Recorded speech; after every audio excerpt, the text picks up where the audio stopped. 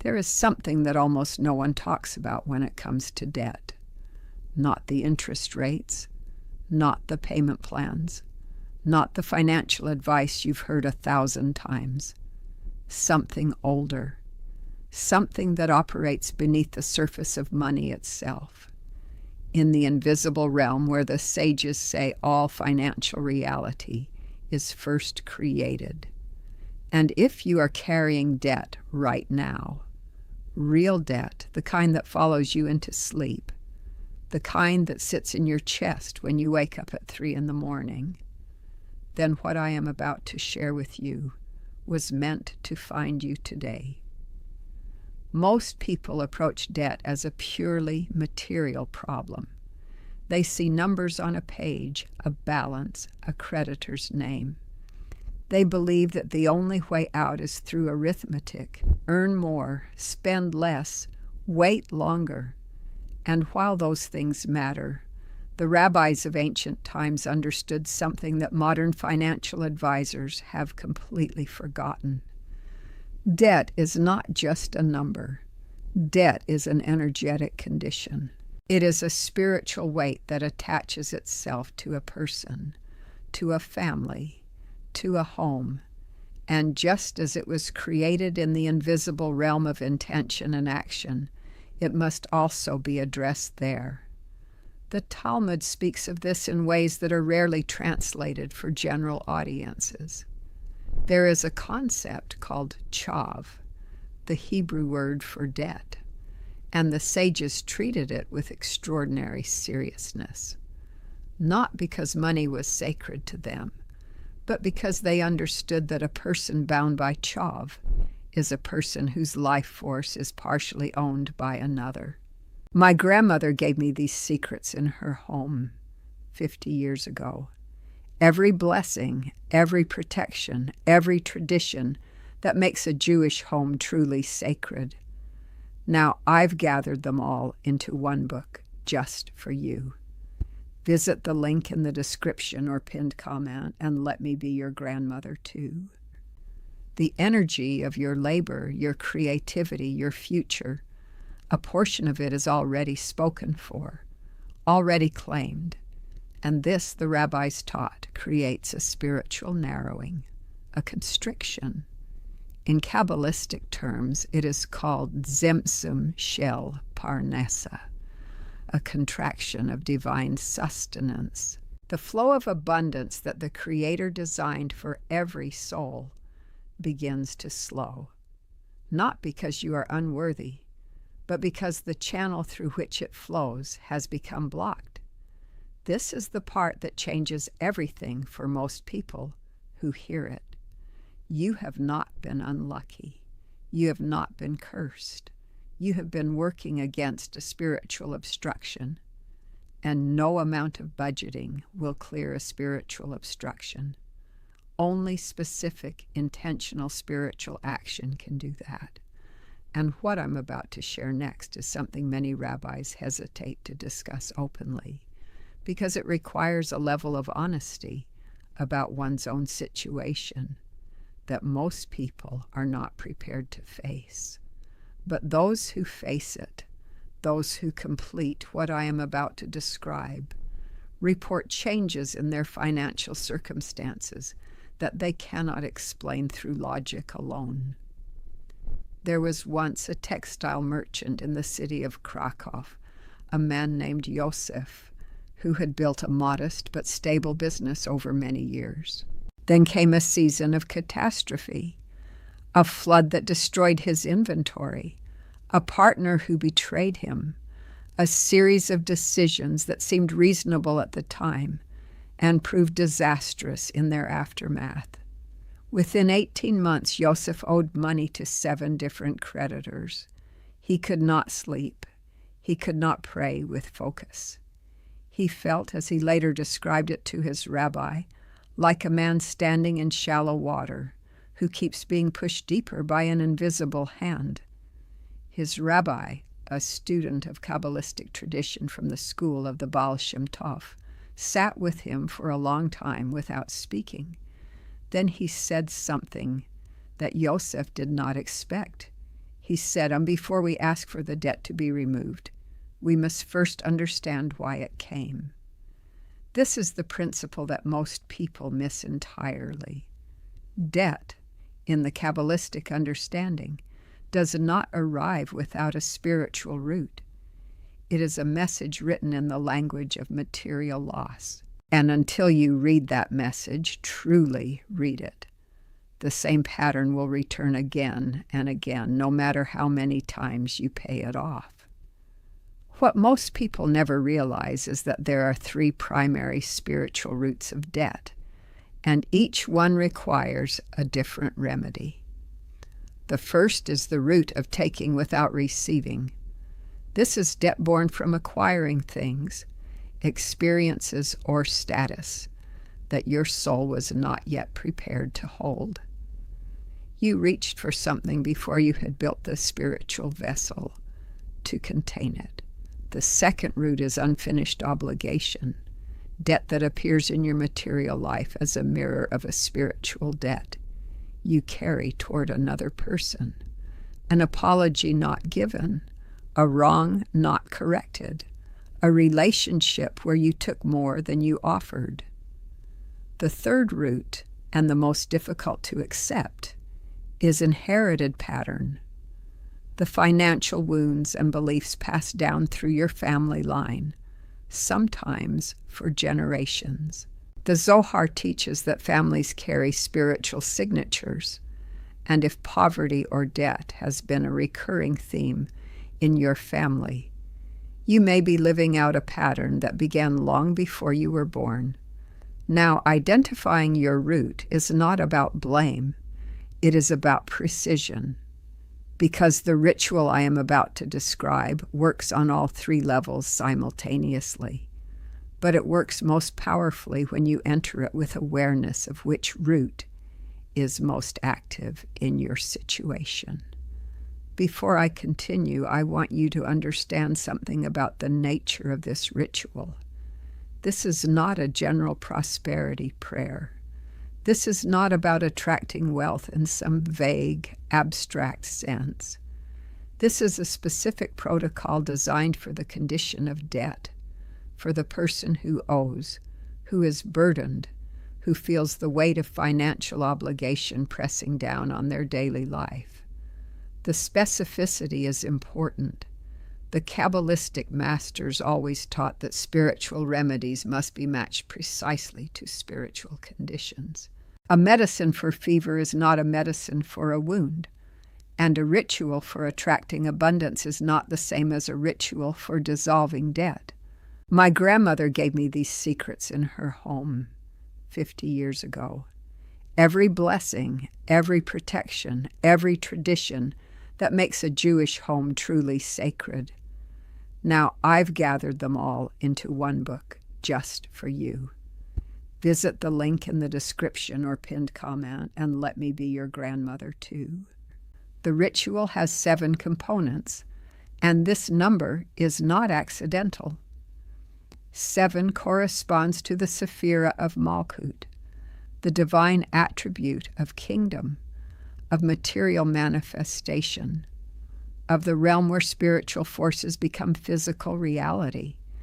When you work with 7 in matters of material concern, you are aligning yourself with the very frequency at which the physical world receives divine influence. You will begin on a Monday evening after nightfall. Monday in the Kabbalistic calendar corresponds to the energy of water, the element most associated with flow, with movement, with the dissolution of blockages. And debt at its core is a blockage, a place where flow has stopped. The first thing you will need is a white candle, not a scented candle, not a decorative candle, a plain white candle. White represents clarity, divine light, and the absence of impurity. You will also need a small bowl, ceramic if possible, white or cream in color, and coarse sea salt, not table salt, not Himalayan pink salt, coarse sea salt, The texture matters because you will be working with it deliberately, and the roughness of the salt is itself symbolic of the rough edges of debt, the friction it creates in your life. You will also need a small piece of paper, something you have torn by hand from a larger sheet, not cut with scissors, torn, and you will need a pen, not a pencil. What you write in this ritual must be committed, not erasable. Find a quiet place in your home. If possible, sit facing east. The east is the direction from which light enters, the direction of dawn, of new beginnings, of the rising of divine energy into the world. If facing east is not possible in your space, face whichever direction feels most natural to you, but east is preferred. Light the white candle first. As you light it, do not simply strike a match and move on. Hold the unlit candle for a moment and speak to it. Not out loud if others are present, but in your heart. Say, I light this light to bring clarity into the darkness of my financial situation. May this flame represent the divine light that dissolves what has been blocking the flow of abundance in my life. Then light it. Now take the coarse sea salt and pour it into the white bowl. As you pour, say the following, and this is important. Say it in present tense as if it is already true. The salt of the earth absorbs what no longer serves me. It draws out the heaviness of debt from my home, from my mind, from my spirit. Pour enough salt to fill the bowl roughly halfway. Then set the bowl to the left of the candle. Now take your piece of torn paper and your pen. And here is where many people resist, because it requires honesty that is uncomfortable. You are going to write down not just the amounts of your debt, but the story of your debt. In a few sentences, not a novel, but enough to be truthful. Write how the debt came to be. Write the decisions, the circumstances, the moments where the weight began to accumulate. If you borrowed for something that felt necessary, write that. If you borrowed out of fear, write that. If you borrowed out of desire for something you were not ready for, write that too. This is your confession, not to another person, but to the divine. The Talmud teaches that a person is not punished for what they do not acknowledge, but equally, liberation begins with acknowledgement. Write your truth.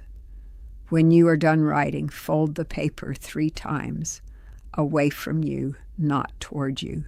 Folding away from you sends the energy outward, releases it rather than drawing it inward. Set the folded paper beside the bowl of salt. Now close your eyes and sit in the candlelight for a few minutes. This is not silence without purpose. This is intentional listening. The rabbis call this hitbon nut, deep contemplative focus. In this stillness, ask yourself, and ask honestly, which of the 3 spiritual roots is most present in your debt? Did you reach for something before you were ready? Do you carry an unresolved obligation to another person? Or do you feel the weight of a family pattern, something inherited and heavy that you did not choose but have been carrying nonetheless? Whatever arises in your honest self-reflection, hold it without judgment. Simply acknowledge it, because acknowledgement is itself a form of spiritual release. And this next principle is the one that separates those who struggle from those who thrive. Most people perform rituals with one hand while clinging to the problem with the other. They want relief, but they are not willing to release. True release in Kabbalistic teaching means something very specific. It means accepting, at least for a moment, that the material reality you see, the balance, the creditor, the number, is not the final word. It is a current condition, not a permanent one. The sages call this emunah, a Hebrew word often translated as faith, but which actually means something closer to steadiness. A deep, unshakable steadiness in the knowledge that reality can change, because reality is sustained moment to moment by divine will. There is a passage from Psalms, Psalm 107, that speaks directly to people in exactly this situation. Those who sat in darkness and the shadow of deep darkness, prisoners in affliction and chains, because they had rebelled against the words of God. Then they cried out to the Lord in their trouble, and he saved them from their distress. He brought them out of darkness and the deepest gloom, and broke their chains. For he has shattered gates of bronze and cut through bars of iron. This psalm was not written about physical imprisonment alone. The rabbis teach that financial bondage is one of the forms of imprisonment it addresses, and the specific key described, is crying out, not complaining, not despairing, crying out with intention and trust. During your hip bone nut, your contemplative sitting, you will pray. Not a memorized formula. Something from your own heart. Tell the Creator in whatever language feels most natural to you exactly what you are carrying. Be specific. Name the amounts if you know them. Name the creditors if you wish. Name the fear that accompanies the debt. Name the shame if shame is present. And for most people carrying debt, shame is very much present. There is a reason debt is one of the most isolating human experiences. It makes people feel they cannot speak about it, cannot ask for help, must hide it even from those they love. In this prayer, you speak it all openly. You hide nothing, because the Zohar teaches that what is hidden in darkness grows stronger in darkness. What is brought into light begins to lose its power. After your prayer, open your eyes. Take the bowl of salt and the folded paper to the nearest flowing water, a river, a stream, a creek. If you live in a city and have no access to natural flowing water, the ritual can be completed at a body of water. Even a public fountain will serve if it is genuinely moving water. Running tap water in your own sink is the minimum and least preferred option, but it is better than not completing the ritual at all. At the water, hold the bowl in both hands and speak these words. As this water flows without end, so may the abundance of the Creator flow into my life without obstruction. As this salt dissolves, so may my debt dissolve. In the natural time, in the right order, with grace and ease. I release what I have been carrying. I make room for what is meant for me. Then pour the salt into the water. Hold the folded paper for a moment. If you're at a river or stream where it is permitted and ecologically acceptable, you may release the paper into the water as well. The ink and paper will dissolve. If you cannot release it into the water, bring it home and burn it safely in a fireproof bowl. As it burns, say simply, "What is written here is acknowledged. What is acknowledged is released." Return home. Extinguish the white candle by pinching it, not blowing it. Blowing extinguishes fire with breath, and breath, in Kabbalistic teaching, carries intention. When you blow out a ritual candle, you scatter the intention you built during the working. Pinching the flame closes the ritual with preservation rather than dispersal. Save this candle. You will light it again for 6 more consecutive Monday evenings, repeating the full ritual each time. 7 Mondays, 7 nights of salt, candlelight, honest prayer, and release. This is not a one-time performance. This is a sustained, intentional reorientation of your relationship with the energy of debt. And the rabbis were clear on this point. Spiritual change that is meant to produce lasting material change requires repetition.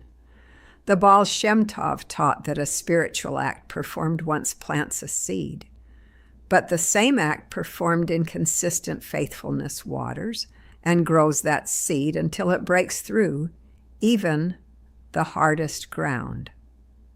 During the days between your Monday rituals, there is also daily practice that supports the work.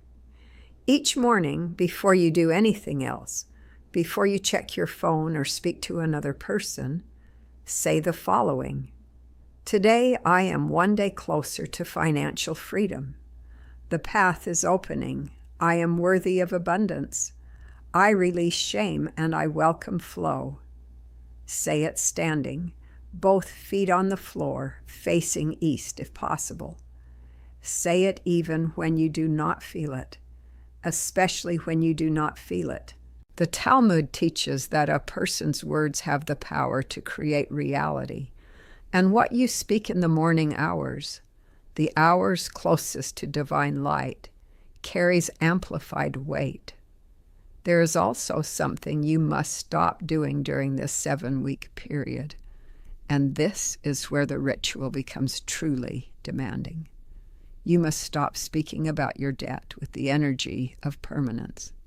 Stop saying, I am in debt, as if it is an identity. Start saying, I am currently managing a debt situation that is resolving. This is not denial. The debt is real, but you are not your debt. And the language of permanence, I am broke, I am poor, I will never get out of this, do not create spiritual adhesion. It binds the condition to you more tightly with every repetition. The rabbis call this dibur shel klipa, speech of the shell, speech that covers the divine light rather than revealing it. Guard your words as you would guard something precious, because in matters of financial energy, your words are building your reality every single day.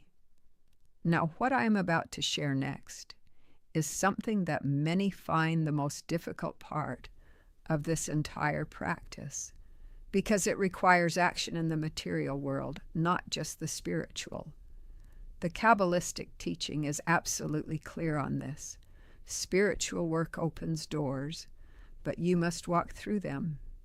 The ritual clears the channel, but abundance requires a vessel, a practical real-world structure into which it can flow. During your 7 weeks, you must take at least one concrete, tangible step toward addressing your debt each week.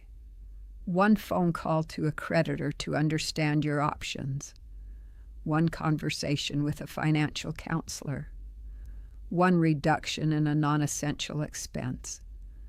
One additional hour of work or one new effort toward income. The action does not need to be large, but it must be real. Because the spiritual and the material are not two separate worlds. They are two expressions of the same world. And when you align your spiritual practice with material action, you create what the Kabbalists call zivug, a sacred union, a pairing of heaven and earth, of intention and effort. This union is where miracles live. The Talmud tells the story of a student who came to his teacher and said, I have prayed for 3 months for my situation to change, and nothing has happened. The teacher asked, and what have you done in the material world during these 3 months? The student said, I have prayed. The teacher nodded gently and said, prayer opens the gate. You must still walk through it with your own feet. Walk through the gate, every week, one step. The ritual holds the gate open. Your action passes through it. There is one more element of this practice that completes the 7-week cycle, and it is perhaps the most counterintuitive teaching in all of Kabbalistic wisdom, regarding debt and poverty. It is the teaching of maaser, the tithe, the practice of giving a portion of what you have, even when you feel you have nothing to give. I know how this sounds. I understand the resistance. When you are in debt, the thought of giving anything away feels absurd, even reckless. But the sages, including Maimonides, the great Rambam himself, taught that giving creates movement in the spiritual channels of abundance. It is not about the amount.